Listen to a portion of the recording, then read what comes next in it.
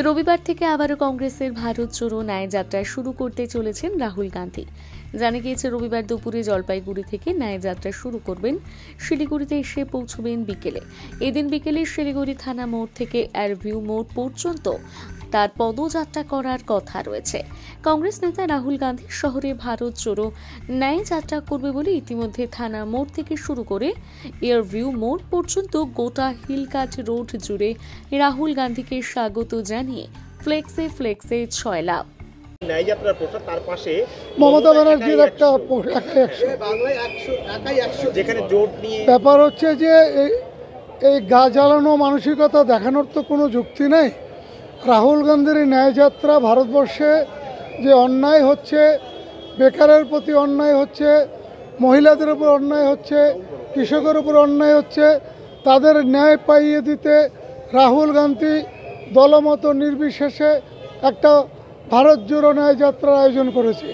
এটাও যদি পশ্চিমবাংলার মুখ্যমন্ত্রী সহ্য না হয়ে থাকে তাহলে আমি মনে করি এটা লজ্জার বিষয়। এই সংস্কৃতি আমদানি করে পশ্চিমবাংলায় গণতান্ত্রিক পরিবেশকে নষ্ট করা ছাড়া আর কিছুই না।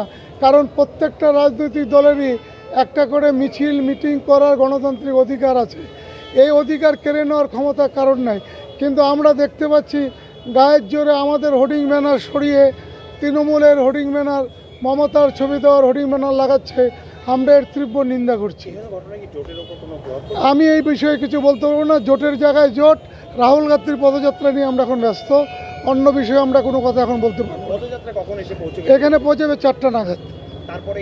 এখান থেকে পদযাত্রা করে ভেনাস মোড় থেকে এয়ারভিউ মোড় থেকে বাগডোগরা, তারপরে রাত্রিবাসের জন্য সোনাপুরে ক্যাম্প হয়েছে, সেখানে যাবে।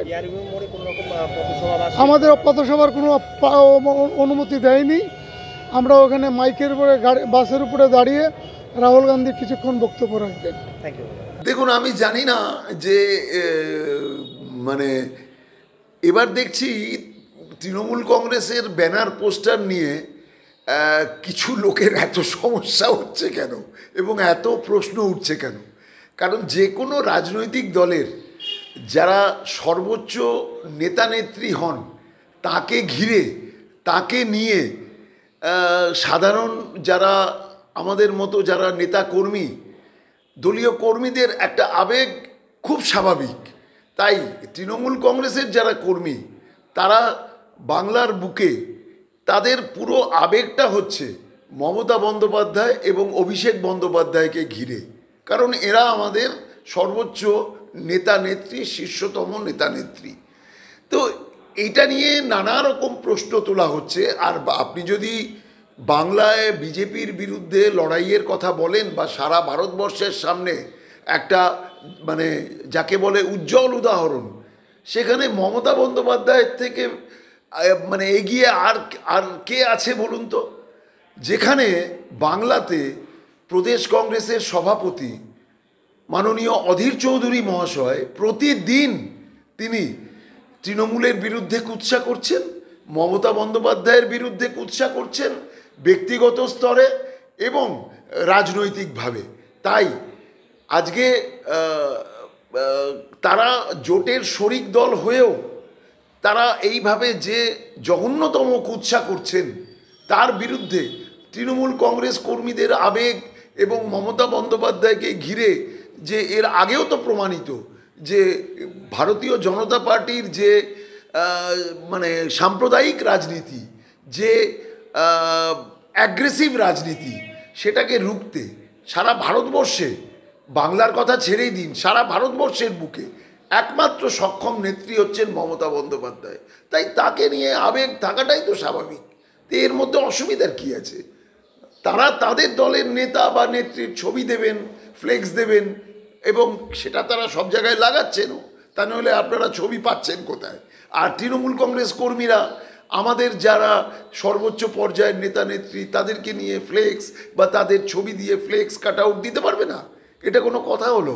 অদ্ভুত প্রশ্ন হচ্ছে। রাহুল গান্ধী ব্যানারের পাশেই বিজেপিকে রুখতে বাংলায় একাই 100 মুখ্যমন্ত্রী। আরে এটা তো একটা রাজনৈতিক দল। আমরা আমাদের সর্বোচ্চ পর্যায়ের নেতা নেত্রী তাদেরকে নিয়ে কর্মীদের আবেগ থাকবে না? আমরা আমাদের স্লোগান, আমাদের বক্তব্য, আমাদের নেতা নেত্রীদের ফ্লেক্স কাট আউট আমরা লাগাবো না? বলুন তো, এটা নিয়ে কি মানে প্রশ্নই বা কি উঠতে পারে, আর উত্তরই বা কি হতে পারে? তারা তাদের কর্মসূচি করুন না, বাংলার বুকে সবাই সবার কর্মসূচি করে থাকে। এটা তো উত্তরপ্রদেশ বা মানে আপনার গুজরাট নয়, সেখানে তো আপনারা কোনো প্রশ্ন তুলতে পারেন না, বা আপনার আসাম নয়। যত প্রশ্ন বাংলার ক্ষেত্রে, কারণ এখানে এত উদারতা, এত গণতান্ত্রিক রীতিনীতির প্রতি শ্রদ্ধা, শিষ্টাচার, রাজনৈতিক সৌজন্য, সেই জন্য এখানে এত প্রশ্ন ওঠে।